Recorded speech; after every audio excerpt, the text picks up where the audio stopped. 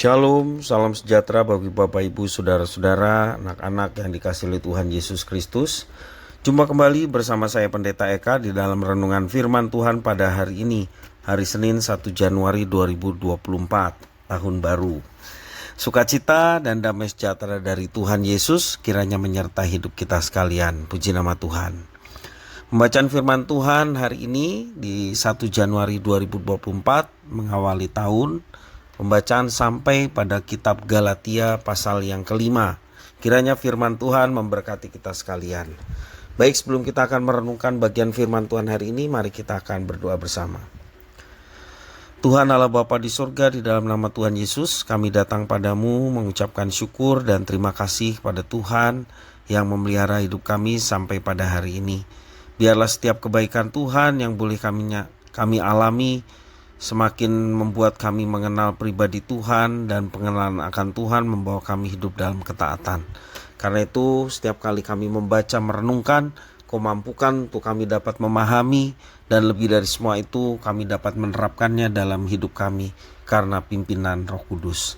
Terima kasih Bapa, inilah diri kami sedia untuk belajar firman-Mu. Demi nama Tuhan Yesus kami berdoa. Amin. Bapak Ibu Saudara, Galatia pasal 5 ini menjadi bahan perenungan di ayat 16-26. Saya akan membacakannya, demikian firman Tuhan.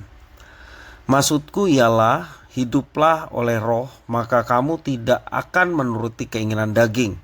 Sebab keinginan daging berlawanan dengan keinginan roh, dan keinginan roh berlawanan dengan keinginan daging.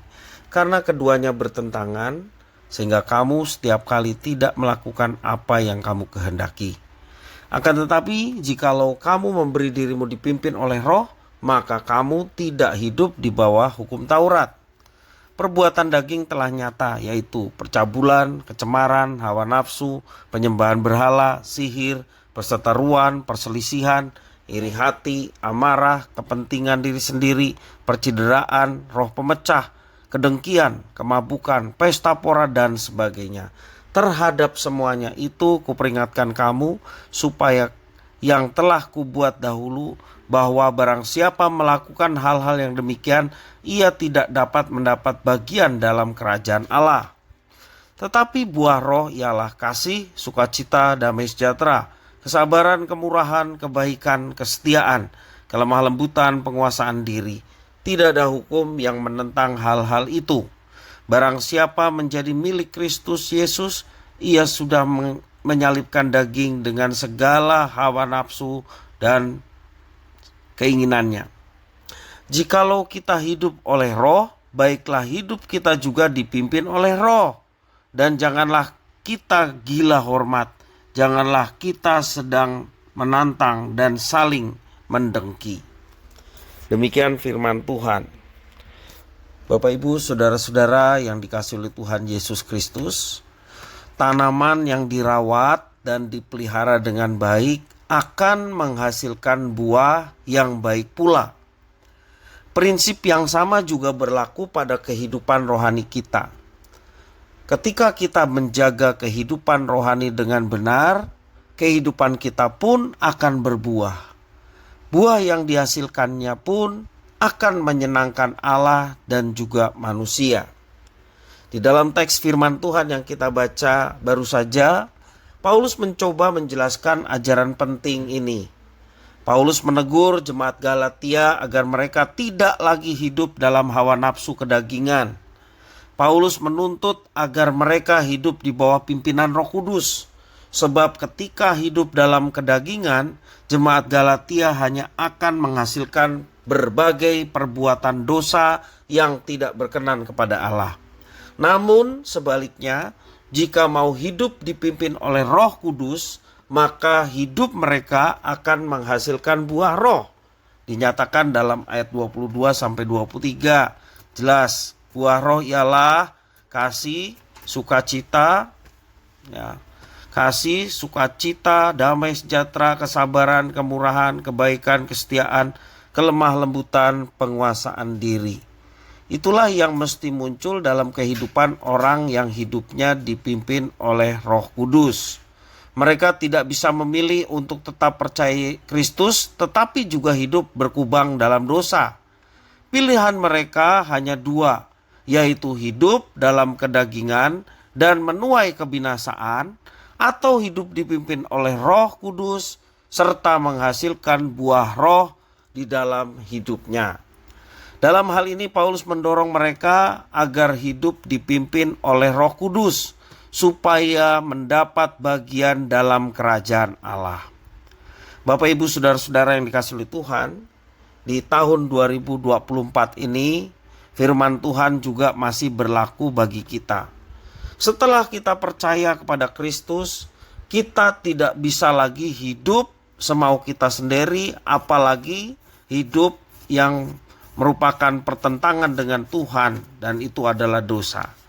Kita harus hidup dalam pimpinan Roh Kudus. Itulah pilihan yang tepat. Itu artinya kita punya kerinduan untuk mendengar dan memelihara firman Tuhan setiap hari. Kita bersedia untuk selalu mentaati firman Tuhan, peka membedakan apakah ini hasrat pribadi atau kehendak Tuhan. Ketika hidup dipimpin oleh Roh Kudus, maka firman yang akan memenuhi pikiran kita. Roh Kudus tidak pernah bertentangan dengan firman. Tugas Roh Kudus selain membuat kita percaya Yesus adalah Tuhan dan Juru Selamat, tugas Roh Kudus juga untuk dapat menuntun kita melaksanakan apa yang difirmankan. Firman Tuhan sudah tertulis dengan jelas, Perjanjian Lama, Perjanjian Baru. Cerita yang berfokus kepada Tuhan. Terlebih dalam Perjanjian Baru yang dijelaskan Tuhan di dalam Yesus Kristus. Itu yang menjadi fokus utama berita Perjanjian Baru. Nah, ketika kita sudah mendapatkan itu, kita menerima Yesus sebagai Tuhan dan Juru Selamat, itu semua karya Roh Kudus. Juga karya Roh Kudus membuat kita diberikan kemampuan untuk mentaati apa yang difirmankan. Ketika kita bersedia untuk mentaati firman Tuhan dan peka membedakan antara hasrat pribadi dan kehendak Tuhan, kita diberikan kemampuan untuk mengatasinya. Bukan semata-mata untuk diri kita, tetapi untuk kemuliaan Tuhan. Ketika hidup dipimpin oleh Roh, maka firman-Nya akan memenuhi pikiran kita. Dan semua tindakan kita tidak lagi dikendalikan oleh hawa nafsu atau dosa, tetapi didorong oleh kasih Kristus semata untuk melaksanakan apa yang diperintahkan. Dan percayalah, kalau Tuhan melihat apa yang kita lakukan dalam rangka melaksanakan apa yang diperintahkan, Tuhan senang, maka Dia yang akan menuntun, menyertai, dan memberkati hidup kita sekalian. Mari kita senantiasa berdoa kepada Tuhan, supaya sekiranya Tuhan menolong kita, agar hidup kita dipimpin oleh Roh Kudus. Kitab suci menjelaskan bahwa orang yang dipimpin oleh Roh Kudus, dialah yang layak disebut anak-anak Allah. Kiranya apa yang boleh Tuhan kehendaki boleh terwujud dalam hidup kita. Kita hidup dipimpin oleh Roh Kudus, hidup menyenangkan Tuhan melalui pimpinan Roh Kudus yang boleh menyatakan buah roh itu dalam hidup kita setiap hari. Terpujilah nama Tuhan, demikian firman Tuhan. Mari kita berdoa. Terima kasih Tuhan atas firman-Mu. Berkenan Tuhan memerteraikan firman itu dalam hidup kami, sehingga apa yang kami berikan sungguh boleh nyata dalam hidup kami setiap hari. Dan kami boleh menjadi pelaku-pelaku firman, nama Tuhan dimuliakan. Diberkati seluruh anak-anak-Mu, supaya terus berjalan sesuai dengan kehendak-Mu. Maka dengan tekun kami terus menggali dan menemukan firman Tuhan sebagai jawaban dalam setiap pergumulan kami. Terima kasih Tuhan atas firman-Mu, inilah diri kami. Kami sedia untuk belajar dan menerapkan firman Tuhan dalam hidup kami. Demi nama Yesus Kristus kami berdoa. Haleluya. Amin. Demikian Bapak Ibu Saudara-saudara, doa kita bersama-sama hari ini. Kiranya boleh menumbuhkan iman kita dan persekutuan di antara saudara seiman boleh terus terjalin, saling mendoakan, saling mengasihi satu dengan lainnya. Saya mengucapkan Selamat beraktivitas hari ini.